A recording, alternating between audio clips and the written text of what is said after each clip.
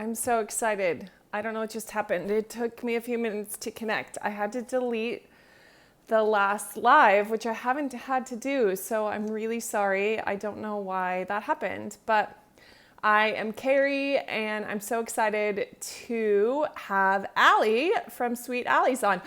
Ariel, happy birthday! How are you? Um, Yay. Okay, so there's Allie. So I'm going to invite her. Super excited for 100% gluten-free bakery interview. You are so welcome. I just saw your post. So happy birthday. Hello, Silent Celiac. Hi, Allie. There we are. How are you? I'm good. How are you? Good. Sorry, I don't know why it wasn't connecting right away. This is new to me, so I have no idea. Well, now Learning we're as I live. go. Yeah, it's Perfect. working. Yes. Good. All right. Well, people are jumping on, which is very fun. And I don't know what is best with what you've got going on at the bakery right now. If you want to show us around or if Okay. that's too much, it's totally up to No, you. you let me know what you guys want to see. I Okay. can give you a quick tour. We can talk. We can do both. Let's do a quick tour first and then maybe we'll have a chat about a couple questions. Does that sound good? Okay. That sounds great. All right. Let me Awesome. see if I can. Oh, perfect. There we go. Well, this is our bakery. So this is Yay. our front area. We open in an hour, so we're just starting to get things filled. So at the end, I'll show you kind of what things are looking like. But this is the front of our store, and I'm in Hinsdale right now. Okay. So it's finally a beautiful day outside. And there we go. We got some of these goodies out already. And then back there's where all the fun stuff begins.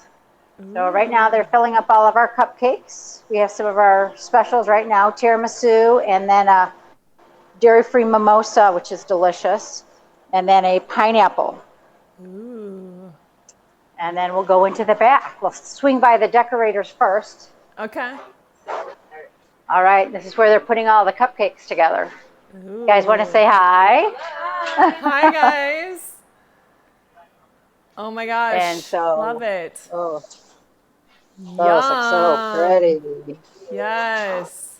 Very nice. And then our yummy cookies. Some Mmm. breads. And all sorts of other stuff that we're making right now. All right, then we're going to walk towards the back. Ooh, cinnamon rolls just came out of the oven. Oh my gosh. And so here are ovens. Okay. They are getting ready to do more cinnamon rolls shortly. And then we have some stacked up of some of our kind of hot pound cakes and banana loaves, and some other rolls and hot dog buns. And we're going to do quiches a little bit later on. We're getting those stacked up ready to go. Ooh. So here's one of our bakers, Arlene. She's scooping away. Say hi. Hi. This is one of our big mixers that we use with our small bowl. And here's Trudy. She is doing key lime Hi, pies. Trudy. Ooh. And then we come back here, and this is where we keep a lot of our ingredients and things like that stacked up for the day. And then our prepping area where we get stuff ready to go. She's not in quite yet. And kind of our back area, we have our little office. And there's Kim working away. Hi, Kim. So there, that's where we do our stuff. Oh my gosh, that's so great. Now we're all so hungry. Instagram just has to learn how to get the smell going. It would be perfect. I know. I'm wondering who will develop the scent. I'm like, that will be a thing, Yes, right? absolutely, absolutely. So wonderful. So, which location has been around longer? Hinsdale. Hinsdale started about 9 years ago, Okay. and Glenview's been around about 3 years now. Okay. Okay. So a lot of our production happens in Hinsdale, even though it is small. We produce a lot out of here. In our basement, we have some freezers for all of our wholesale things like that. So our more senior staff tends to be here, and then we have the rest of the staff in Glenview, which is probably about a third the staff that we have here. Okay. Okay.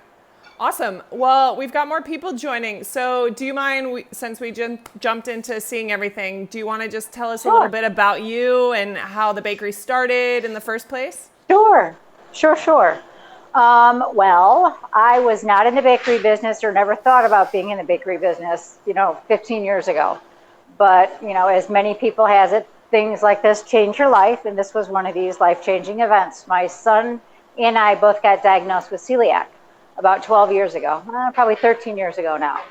So we kind of had never heard of what that was, never thought about food allergies or anything like that. And so basically our life changed, as anyone with celiac does.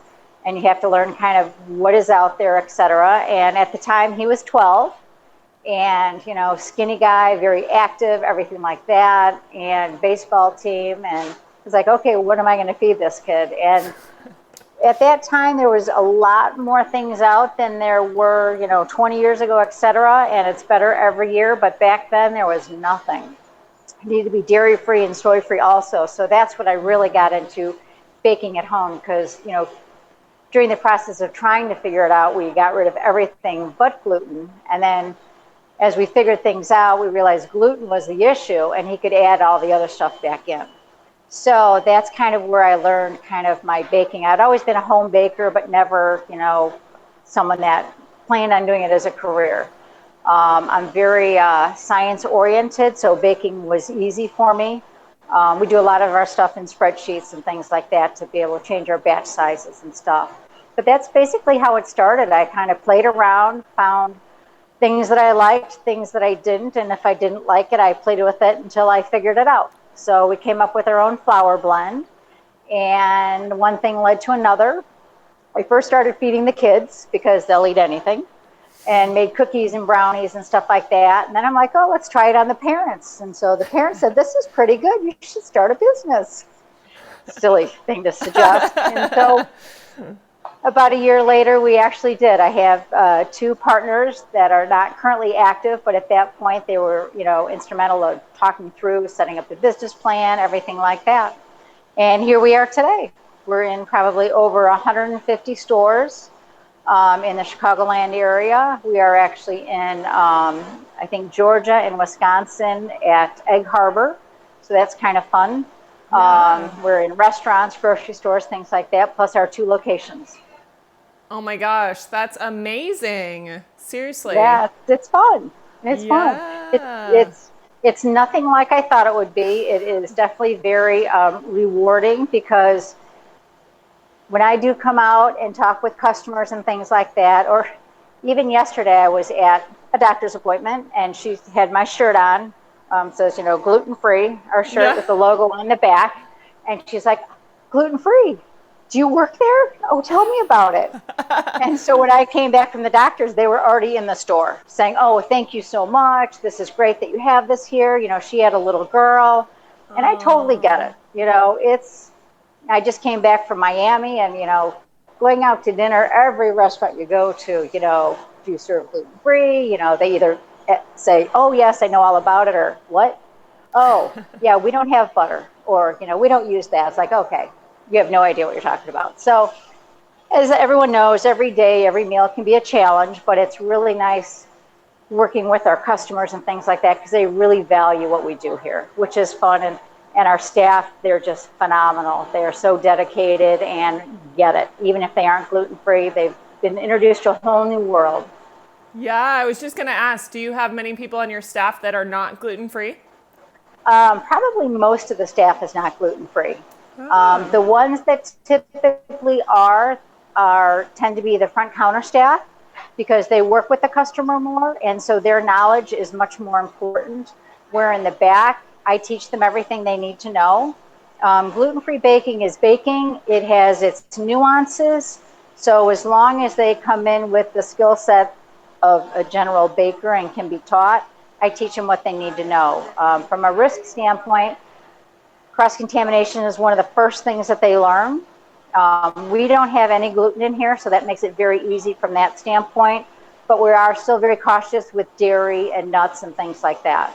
So no, most are not gluten-free, but they embrace it as if they were. Yes, they do have pizzas when they leave here, though. That's great. So you started this. Did you start it out of your house or did you immediately get a storefront? Yes. Well, first we started out of the house and kind of made the decision we're either going to do something with this or we're just going to shut it down because we couldn't, keep on doing it how we were doing it. We started at a local grocery store and in the next town, a little coffee shop, and we just sold muffins and I think brownies. And so it's like, okay, let's see if this has legs. And a friend of mine had a commercial bakery, a commercial production area. He actually made pasta. So he had big things for cooking pasta and that. And they had some ovens, but they didn't have a lot of free flying gluten. So it was a great place to go and kind of test out what we were doing. So we would go in there at night, bake a bunch of batches, and decide, is this something that we're going to do? And so locally, it worked out pretty well. And then they had a connection and knew somebody at Indiana University. And so our first big customer, and it was not on the retail side, was actually Indiana University, where we would put together pallets of maybe 6 different items. We would doing banana loaves and blueberry loaves and cookies and brownies, a couple different things like that, individually. So that was kind of how we first got going, and that went very well. The local people liked it. It's like, okay, well, let's do it. So we jumped in with 2 feet and started running and haven't Wow. stopped. Yeah, that's Yeah, there's amazing. definitely a big demand. Yeah.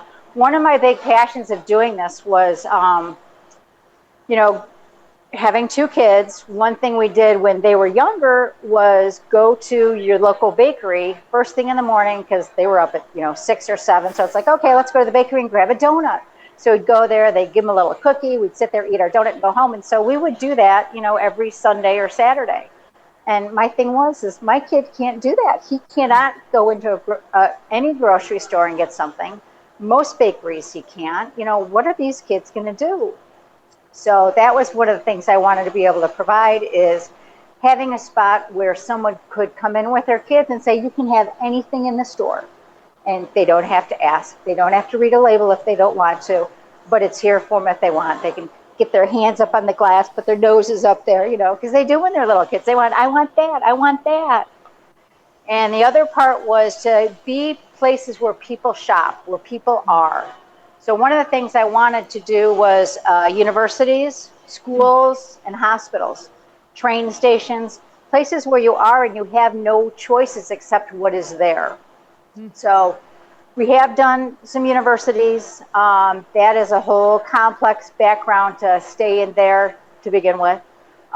We haven't done any hospitals yet, but we have talked with them. We've done O'Hare Airport, and we have done some schools. So that has not really taken off as much as I would like, just because of having to go to their food providers and get approved by certain councils and things like that. It's a lot easier than just going to your local store and say, do you want to sell my product here? Taste it. Oh, it's good. Sure, I'll take it. We'll see how it goes. There's a whole different process going to O'Hare and things like that. So I would like to do more of that, but right now they're going to have to come with us or go to Mariano's or Whole Foods, things like that. So those were some of my drivers on, why do I want to do this? One of the first stories that I always love telling is when we opened, probably within the first month, we had she probably was about 15 years old, and she came in and she was like, oh, this place is great. And her birthday was coming up. And she turned to her mom and she said, I want a 2-tiered fondant birthday cake. I've never had a birthday cake, and I would love to have that. And that was her birthday present. So she came back Oh. a couple weeks later. It was a 2-tiered fondant birthday cake, and she cried. Oh, made me so happy. Oh. It was so cute. And we get those comments all the time. I'm, whether our our employees are out with their T-shirts, they're like, "Oh, you work there?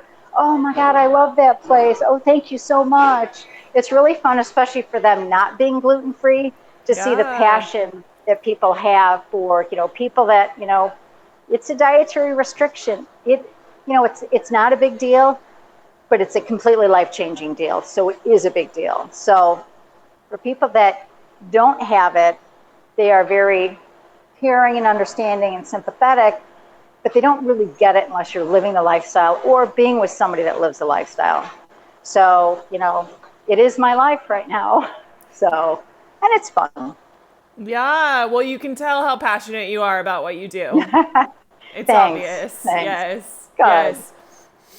It's interesting in talking about airports and those types of places because I've said for a while now I feel like that's such a niche market that I hope that would happen, right? Like I feel like there has to be some way to work that out Yes. in the future because that is one of those places where you don't have a choice but to be Yep. there and get the food that is Yep. available at the airport. Yep.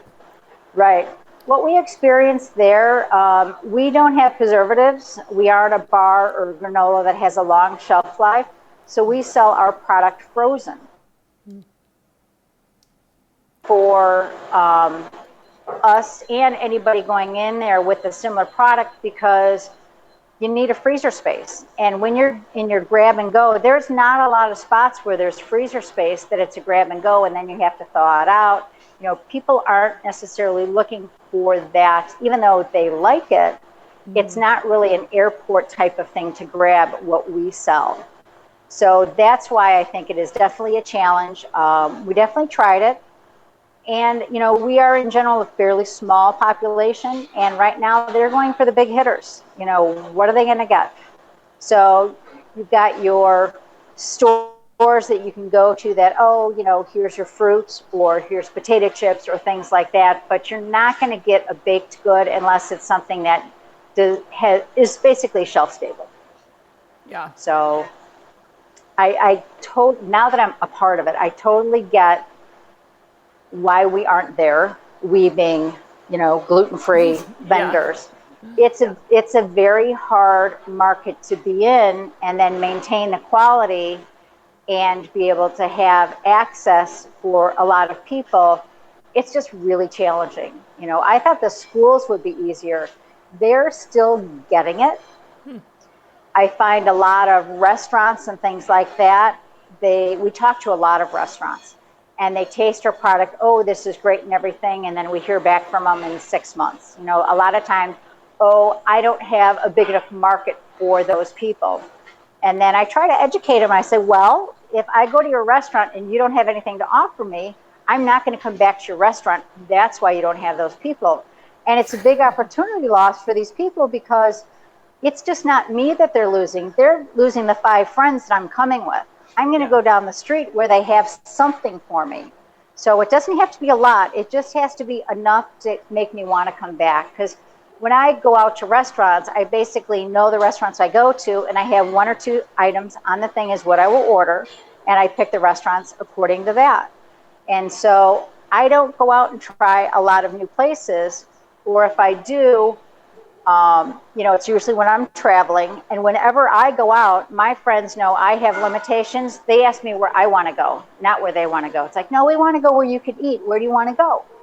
So restaurants really have to wake up to the fact that you might not have a big following that's gluten-free. It's because you don't have anything gluten-free, or they don't feel safe because your staff isn't educated enough to answer my question. Because if I go to somebody that is waiting on me or behind the counter or up front and ask about gluten-free, and they say, oh no, that's in a corn tortilla, you can't have that, I know that that person has no idea what they're talking about, and I probably don't want to be eating there. Right. So until restaurants catch on to that, they're not going to have a big gluten-free population. And, they're missing the boat because their sales could go up 20% if they just open their eyes and provided a few things and some education. I couldn't So, agree more. And that's yeah, fantastic that you are doing your part to try to educate restaurants. I mean, that's all you can do. it's a slow process. And that's an education that, everybody has to tell the restaurants that they go to that they've got to do a better job. And then the Yeah, ones that are doing a better job, we got to definitely toot their horns. absolutely. So, yep. Absolutely. So, Well, what else do you want people to know about Sweet Alleys? This has been so wonderful. let's see, what else? Well, one thing we always love to hear from people and their experience they've had here, what they're looking for. Breads are always a challenge for me and many people in this industry for gluten-free. The reason why, a lot of times when people come up and they want, oh, we want hot cross buns, we want all these different things that they miss from their childhood, etc. And, what I try to tell people is like, well, why don't you make that? It's like, well, is there much of that out there? No.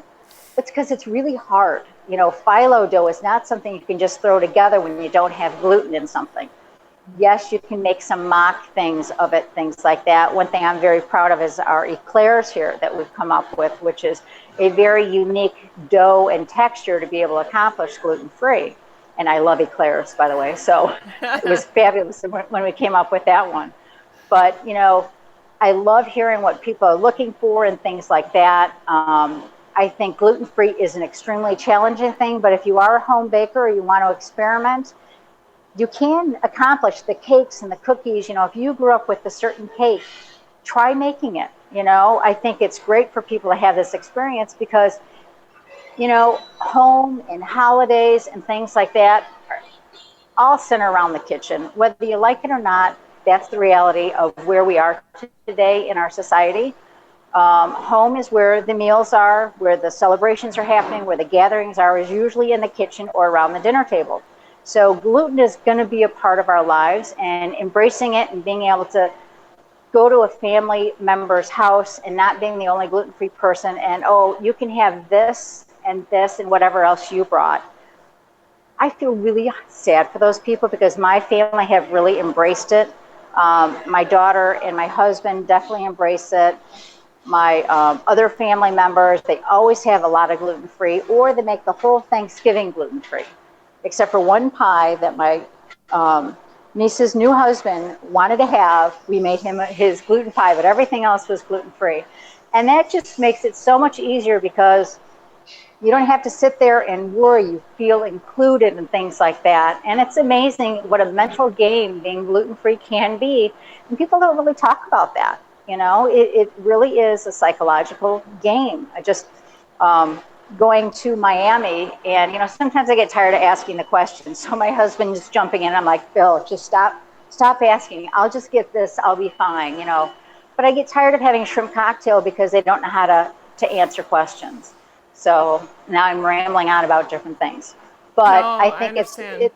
it's really important for us to be vocal, be loud, cheer when people do it right, and encourage when people don't do it wrong, and how important it is to try to do a better job, because that's just going to make our lives better. And every year it does get better and better.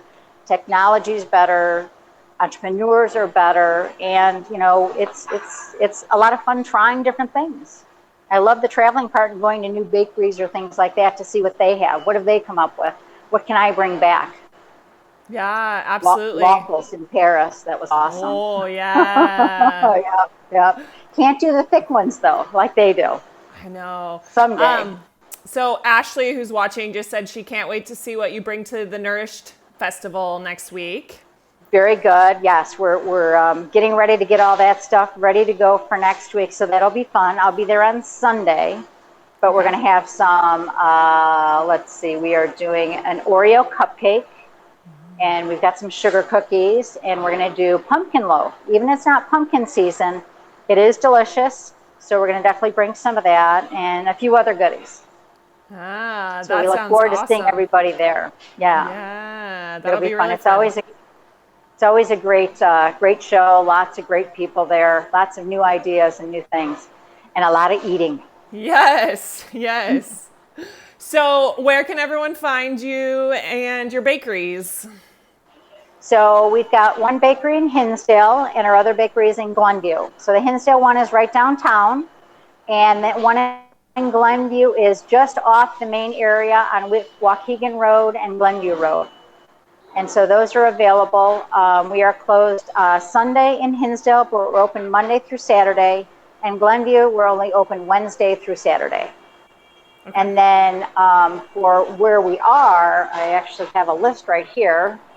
Oh, We are in a lot of different places, but some of the main ones that people will see is Whole Foods, Food Full Yield, Mariano's, Heinen's. Um, there's a couple of other, smaller places, some breakfast places. Patty's Sunrise Cafe. There's a couple of them around our area here or on the south side that you can find pancake mix, cinnamon buns, sandwich buns, things like that. So that's always nice. And everybody's asking me, where can I get a good sandwich? And that's one thing I wish I could do more of here is a sandwich. But it's hard to kind of do a bakery and then do a deli. They're kind of different business models. So I like being close to places that can do it. Right now, next door to us in Hinsdale is Frank's on First, and they will do hot dogs and hamburgers and then on our buns, which is nice for make sandwiches. That's So great. I have educated him when he moved in because he knew nothing about gluten-free. Yeah, that's fantastic. So, yeah. And someone else just said your chocolate chip cookies are life-changing. Oh, they are one of my favorite. Growing up, that was what I always made after school and would make those. I always was on the chunkier side. It was because of those chocolate chip cookies. They are my favorite. Just warm out of the oven. They're the best. And I wish I knew this back then that I know now is when you make the dough, you don't have to bake it all at once. It's actually better if it's frozen at least a day because that kind of gets everything caramelizing together and that, and then you bake them off when you want them. So when I figured that out, it was life-changing for me. That way I didn't have to eat the whole batch in one sitting. I could take it out over a couple of days. Yeah, that's great. Great tips. So everything on social and online, just Sweet Alleys, and they can find you. Yep, definitely. And what's the best way for people to reach out? If they call or email, or how is best to get in contact? In our webpage, on the first page of sweetallies.com, there's a contact us information. You can just put your questions there. I really recommend people sign up for our newsletter. We only send it out once a month with information of what's going on in the bakery. This summer, we have a kids camp that we do. We've done for the last couple of summers. We have 2 different age groups, 3 times in each location.